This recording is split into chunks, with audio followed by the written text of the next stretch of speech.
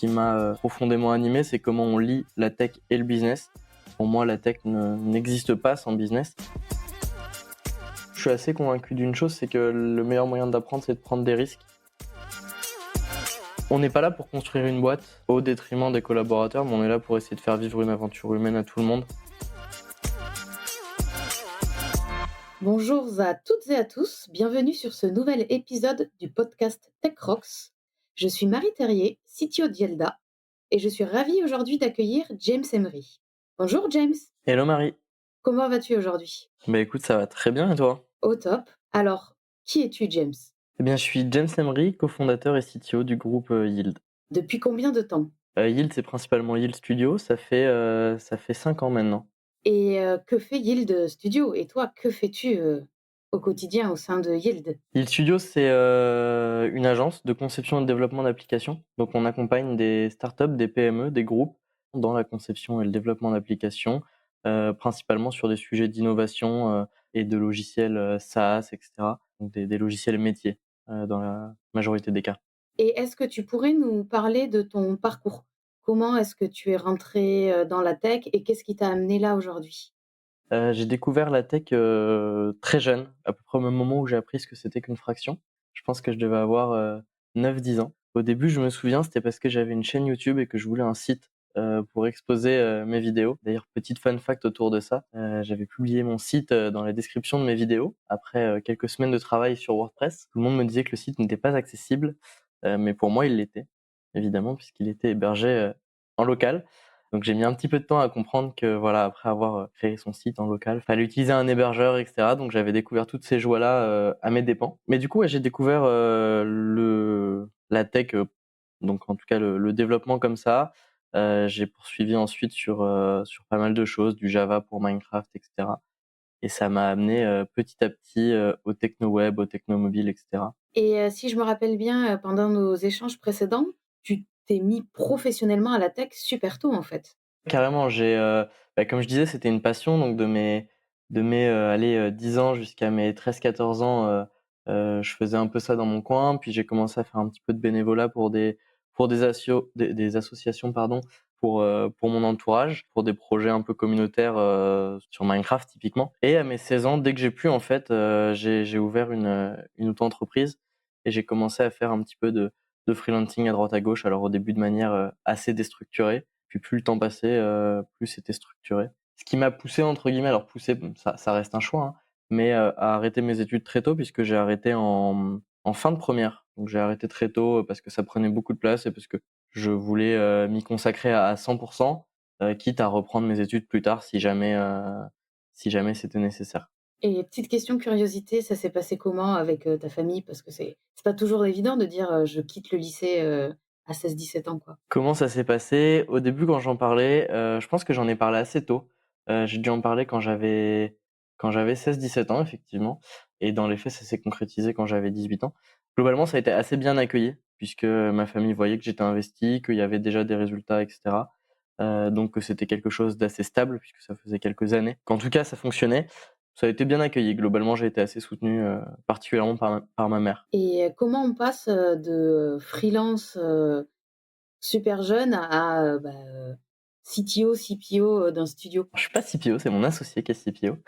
Comment on fait ça? Écoute, je sais pas. Pour moi, il y a pas de recette miracle.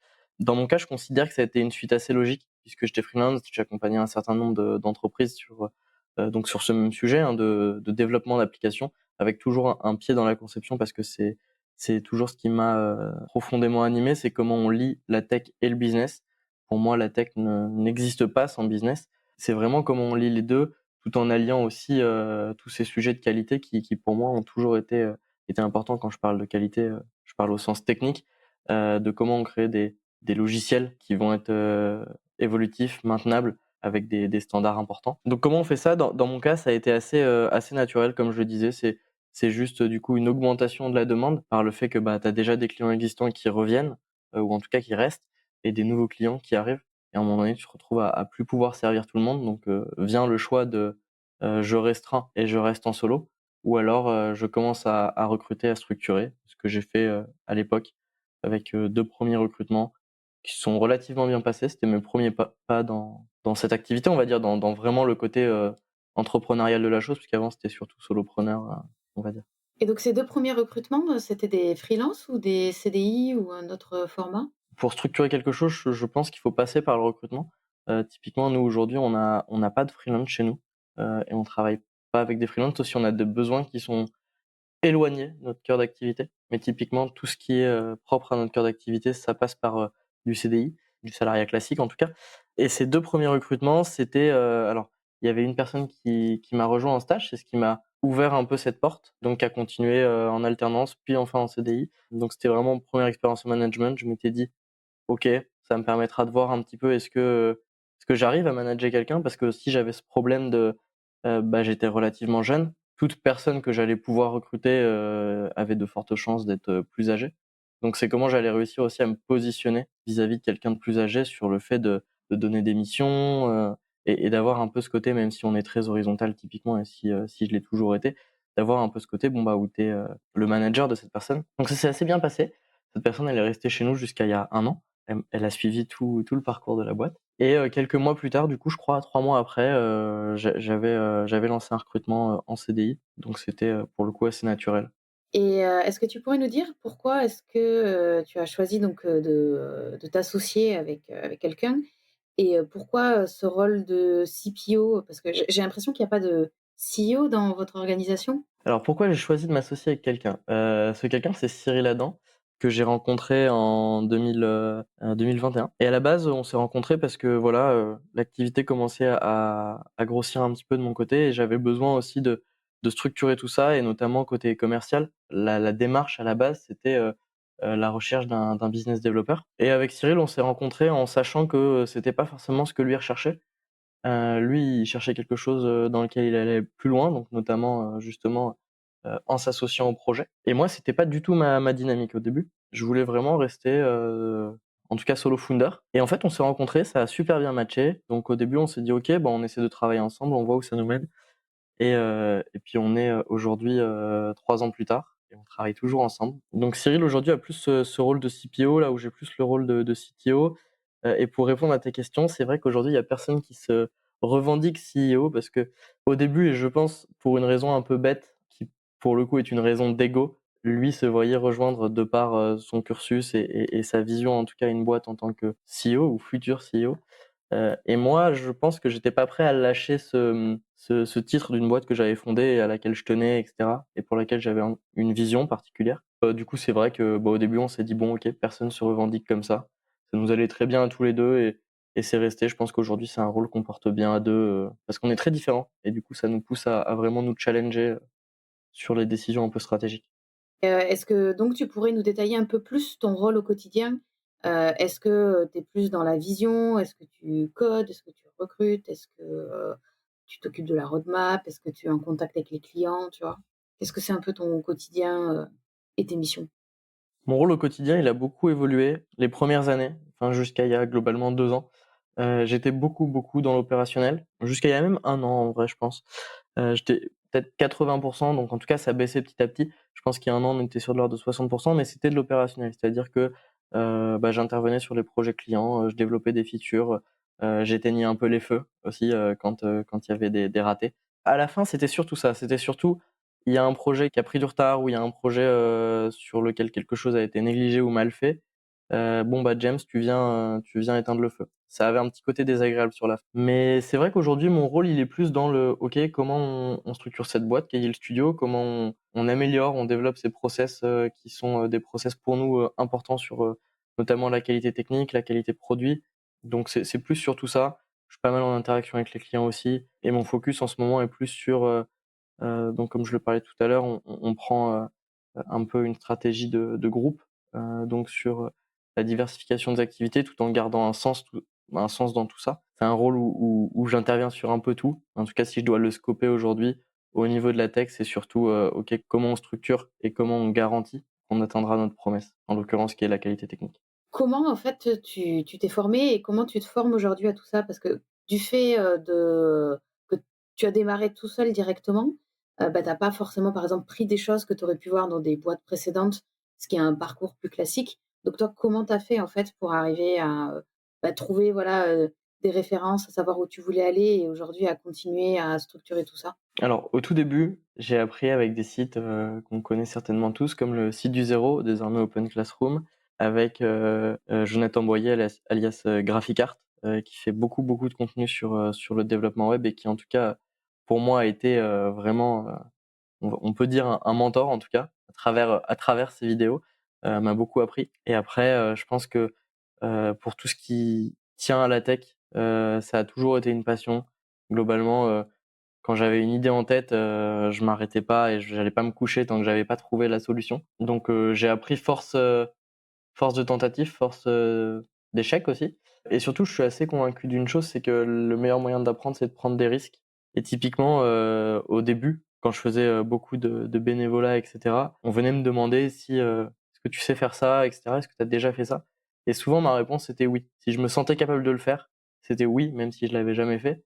En fait, c'est pas grave, j'allais juste donner 2 fois, 3 fois plus pour atteindre l'objectif. J'ai eu des trucs comme ça où j'ai pas dormi pendant plusieurs jours, ou en tout cas très, très peu pour tenir un truc que j'avais jamais fait. Typiquement, bah, la première fois que j'ai dû faire, une application avec, un espace client, du paiement et cetera, des choses que tu as jamais fait. En plus, je pense qu'à l'époque, j'avais 13-14 ans. Tu as aussi des limitations dans la compréhension de certaines choses et du coup, ça me poussait tout le temps à dépasser ça. Donc ça a été essentiellement de l'autodidacte et ça, je le dois à toutes les personnes qui ont créé du contenu sur le sujet. Et ensuite sur toutes les autres thématiques, typiquement, le management et cetera. Je pense que dans l'entrepreneuriat, il y a pas de théorie. Les choses s'apprennent, beaucoup sur le terrain et typiquement si on prend le management, bah, ça reste de l'humain.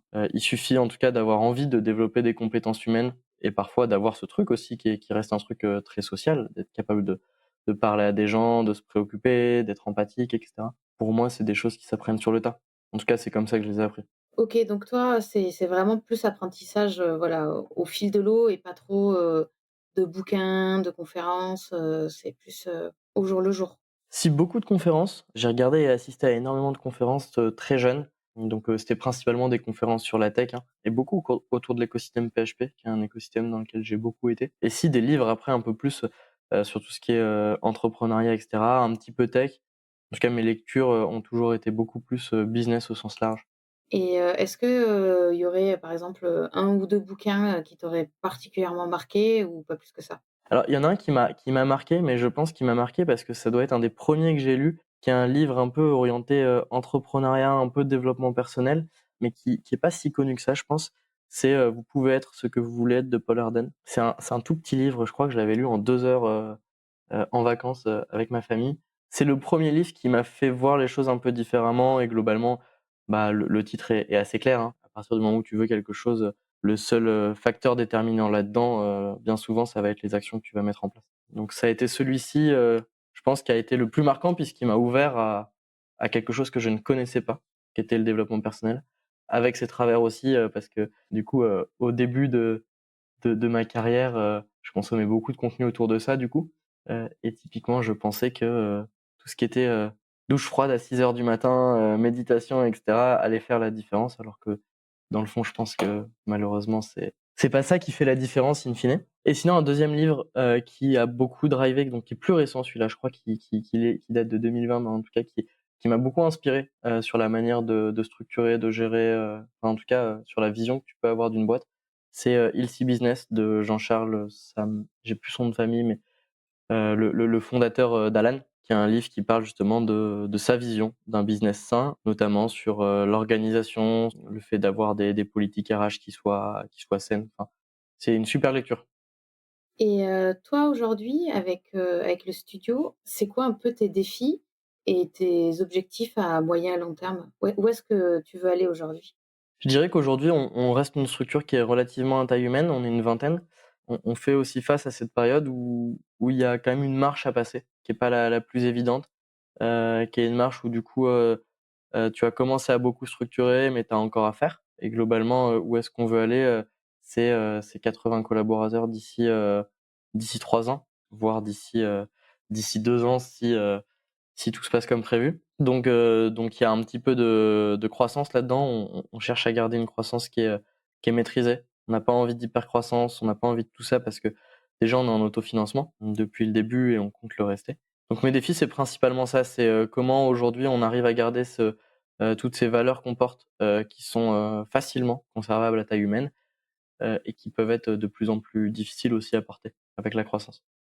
Et est-ce que tu pourrais m'en parler un peu plus, de ces valeurs? Parce que j'ai l'impression que c'est un truc qui est important pour toi. J'ai cru, détecter la qualité. Est-ce que tu peux m'en parler un peu plus? Quand j'ai lancé cette boîte, moi, j'avais bossé avec, du coup, en freelance, j'avais bossé avec beaucoup d'agences. J'avais trouvé que c'était un secteur qui, dans certains cas, pouvait manquer d'éthique sur pas mal de sujets. Et du coup, mon premier truc, ça a été de chercher à contrer ça. Alors, quand je parle de qualité, je parle évidemment donc de qualité technique, de qualité produit. Pour moi, c'est assez important, que ce qu'on délivre, ça respecte en tout cas, ce qu'il pourrait y avoir de mieux, à la tech. Alors, évidemment, il faut toujours faire la part des choses. Une petite boîte qui veut développer un petit ERP pour compter des choux et des carottes, ce sera pas la même chose qu'une boîte de 3000 collaborateurs qui veut développer un logiciel beaucoup plus important, et cetera. Les standards ne vont pas être les mêmes, mais en tout cas, voilà, j'ai vu trop de boîtes vendre, des WordPress bâclés, avec, du code pansement à droite à gauche, des milliers d'euros. Notre positionnement, voilà, est très craftsmanship globalement dans l'ensemble. Et ensuite sur les valeurs qui sont importantes pour moi, c'est celle de la transparence en interne comme en externe, avec nos clients ou nos collaborateurs. Et surtout, voilà, on n'est pas là pour construire une boîte au détriment des collaborateurs, mais on est là pour essayer de faire vivre une aventure humaine à tout le monde. Et donc ça passe par plein de valeurs qui sont finalement des valeurs humaines. C'est comment on traite ses collaborateurs, comment on les implique dans le projet et comment on fait en sorte que quand de nouvelles personnes arrivent, le projet évolue aussi un petit peu avec elles, pour que chacun puisse un peu ajouter de son ADN. Donc ouais, c'est surtout ça. Je pense que c'est beaucoup de valeurs éthiques, ce qui pour moi manquait un petit peu à notre milieu. Et est-ce que tu pourrais nous partager peut-être un peu des exemples concrets, que tu as mis en place dans ta boîte, que, bah, les autres tech leaders qui nous écoutent pourraient peut-être, bah, dont ils pourraient s'inspirer pour arriver, bah, à mettre en place des process de qualité et aussi à faire infuser ces valeurs humaines? Tu fais quoi quand il y a quelqu'un qui arrive pour que, tu vois, ils se sentent vraiment investis de tout ça et qu'ils le ressentent et peut-être le mettre en place lui aussi? Déjà, ça se passe en amont de l'onboarding. C'est vraiment, est-ce qu'on va ressentir un peu un alignement avec la personne? Déjà, est-ce que les intérêts qu'on pourra avoir nous et les siens sont alignés? Sinon, on pourra pas avoir ce matching à un moment donné. Ensuite, quand la personne arrive, c'est notamment dans son onboarding, c'est vraiment d'essayer voilà, de lui faire comprendre que il y aura les sujets qui font partie entre guillemets de son poste, mais ensuite il y a tous les moments humains qu'on va vivre, typiquement nos séminaires, ce qu'on appelle aussi le Yield à Paris, parce que du coup on a des collaborateurs qui sont partout en France, mais nos bureaux sont à Paris. Donc tous les mois on se regroupe tous à Paris pour une activité le soir, donc ils viennent 2 jours et on a une activité le soir, donc c'est un peu classique, hein, beaucoup de boîtes ont ça. Sur l'implication, c'est qu'on essaie aussi de pousser nos collabs à vraiment s'investir, soit par de l'organisation interne, donc chacun est libre d'organiser un séminaire, une activité, etc. En tout cas de le proposer. Et derrière, on soutient ou pas l'initiative. On essaie de favoriser aussi l'intrapreneuriat parce que ça va dans le sens de nos stratégies. Et quand on a des collaborateurs qui, voilà, ont une idée, quelque chose d'assez aligné, on va essayer de les soutenir. Ensuite, pour la qualité texte, qui, je pense, va beaucoup plus parler aux auditeurs, s'ils sont principalement tech, on a un certain nombre de choses qui sont en place. Déjà, il y a les basiques. Va y avoir tout ce qui est les CI, les outils de Lint, évidemment les tests unitaires, tests fonctionnels, tests end-to-end, avec donc des stratégies de test qui sont adaptées d'une part au projet et à chaque scope du projet. Typiquement, est-ce que c'est pertinent de mettre des tests end-to-end partout? Je pense pas. Donc nous, on a des stratégies de test qui sont définies selon les projets. Il y a un collab chez nous qui a fait venir dans l'organisation les Dora Metrics. Donc c'est un ensemble de métriques, de mesures qui, quand on les ajoute à un instant T, ne vont pas forcément faire changer les choses, mais qui par contre, sur le long terme, vont permettre de mieux se connaître et donc de pouvoir améliorer les choses. Donc c'est le genre d'initiative aussi que quand on les met en place, on capitalise et on sait qu'on pourra s'améliorer plus tard. Je me demandais si, dans l'histoire du studio, tu aurais, une histoire particulière de succès ou d'échec à nous partager? J'en ai pas une qui me vient directement en tête dans l'histoire du studio. Comme je te l'avais évoqué l'autre fois, j'en ai une qui me vient d'avant et qui illustre aussi le pourquoi je pense qu'aujourd'hui la tech et le business doivent vraiment collaborer et vraiment être dans une démarche de co-conception. On conçoit un outil ensemble. Je travaillais à l'époque pour un client qui développait un ERP globalement sur le secteur de la location. Et il y avait une volonté de son côté d'être microservice. Ce qui globalement ne veut pas dire grand-chose. À l'époque, on était une équipe de 2-3 développeurs. Et donc, on comprend pas trop au début le besoin, mais bon, globalement, c'est un prérequis. On avait tous une expérience assez similaire dans l'équipe. Donc ça, c'était en 2017 peut-être. Et globalement, bon, bah, on part sur ce côté microservice en essayant de lui expliquer un peu les tenants et les aboutissants. En fait, il s'avère qu'il n'avait pas du tout compris ce que c'était que les microservices, même malgré nos explications. Donc, la faute est certainement aussi de notre côté du fait qu'on l'ait mal illustré. Mais pour lui, c'était une manière de se dire bon, bah, on a développé tel sujet, on peut l'utiliser demain dans n'importe quel autre projet, sans contexte particulier. Par exemple, on a développé un système de réservation. Demain, on n'a aucune adaptation à faire pour se mettre à louer des appartements plutôt que des voitures. Et donc, ça a pour moi illustré beaucoup le fait que c'est deux mondes qui parfois ne se comprennent pas, et en l'occurrence, c'était des conflits permanents. Donc ça, c'était un beau fail parce qu'on a travaillé peut-être pendant 1 an et demi sur le sujet pour qu'au final, en fait, tout soit jeté parce que de leur côté, ils n'avaient pas du tout compris les tenants aboutissants. Donc, ils pouvaient pas l'exploiter comme ils le voulaient. Ils pouvaient l'exploiter pour leur activité principale, mais ça avait pas d'intérêt pour les activités secondaires. Aujourd'hui, tu le traiterais comment, ce client? Qu'est-ce que tu ferais différemment? Je pense que tous les projets qui rentrent chez nous aujourd'hui, on essaie déjà d'enlever de la tête d'un client les idées reçues ou une conception des choses qui parfois serait pas la bonne. C'est-à-dire que si quelqu'un vient me voir en disant bon bah typiquement prenons cet exemple, moi je veux développer une application de réservation, et je veux qu'elle soit en microservice. Enfin en tout cas avec une architecture microservice, sinon ça veut rien dire. Ok, mais pourquoi? Qu'est-ce que t'en as compris? Pourquoi tu demandes ça? Est-ce que c'est un tech de chez toi qui t'a demandé ça? Si oui, pourquoi? Ou est-ce que c'est juste que t'étais à une conférence business l'autre fois et t'as entendu quelqu'un parler de comment ça leur avait permis d'exploser? On essaie d'aller comprendre vraiment la motivation derrière le terme qui est utilisé. Et ensuite, si c'est adapté, bah, tant mieux. Et sinon, on vient faire un petit peu de pédagogie. Je pense qu'on travaille beaucoup aujourd'hui avec ce côté pédagogique OK, on accompagne, on explique. Et le client, lui, nous accompagne et nous explique son métier, inversement. Maintenant, j'aimerais te poser comme question, pour, peut-être, si on a des plus jeunes qui nous écoutent. Quel conseil tu aurais à donner à quelqu'un qui, donc aime la tech et par exemple a envie comme toi de lancer un studio? Est-ce que déjà tu penses qu'aujourd'hui en 2024 c'est une bonne idée de faire un studio? Et qu'est-ce que tu lui recommanderais? Alors pour commencer, est-ce que c'est une bonne idée? Le marché c'est assez tendu, mais je pense que c'est pas une mauvaise idée. Aujourd'hui, n'importe qui peut arriver avec une proposition de valeur bien différente et s'installer sur n'importe quel marché, je pense, avec un peu de motivation et de détermination. Et qu'est-ce que je donnerais comme conseil? Bah, je sais pas si c'est un bon conseil, mais globalement c'est celui que j'ai toujours appliqué. Qu'à un moment donné, quand on veut quelque chose, il faut savoir créer les opportunités et les saisir. Et typiquement, c'est d'accepter de prendre des risques et d'avoir des inconnus. Dans chaque décision, il y a un certain nombre d'inconnus. Plus il y en a, plus le risque d'échec est élevé, naturellement. Quand on n'a rien à perdre, en tout cas, bah, c'est d'accepter de prendre ces risques en considérant éventuellement l'impact que ça aura pour la personne qui est en face. Faut pas tout accepter sous prétexte qu'on veut entreprendre et qu'on prend des risques. Mais en tout cas, il faut oser se lancer et tant pis, c'est des périodes où vous donnerez 2 fois plus, mais vous en sortirez avec 2 fois plus de compétences que s'il n'y avait pas eu de risque. Donc là, je pense qu'on commence à arriver un peu, à la fin du temps imparti. Donc est-ce que, il y a un sujet, une question que je t'ai pas posée et que tu aurais aimé que je te pose?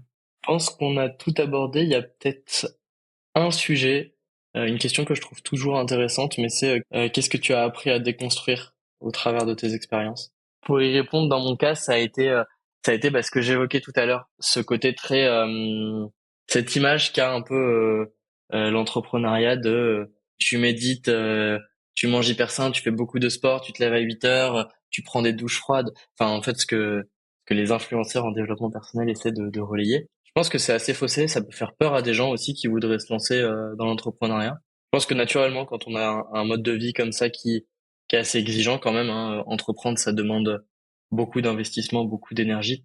On a besoin de trouver un équilibre et ça passe par des activités sportives, par une vie saine, etc. Mais typiquement, moi, il y a plusieurs années de ma vie où j'ai pris des douches froides et ça a jamais rien changé. J'en prends pas aujourd'hui. Et voilà, donc faut savoir faire la part des choses entre ce qu'on lit et ce que les gens font vraiment. Eh ben, c'est une belle conclusion. Merci beaucoup, James. Merci beaucoup à tous et à toutes de nous avoir écoutés. Eh ben, merci Marie et merci TechRox.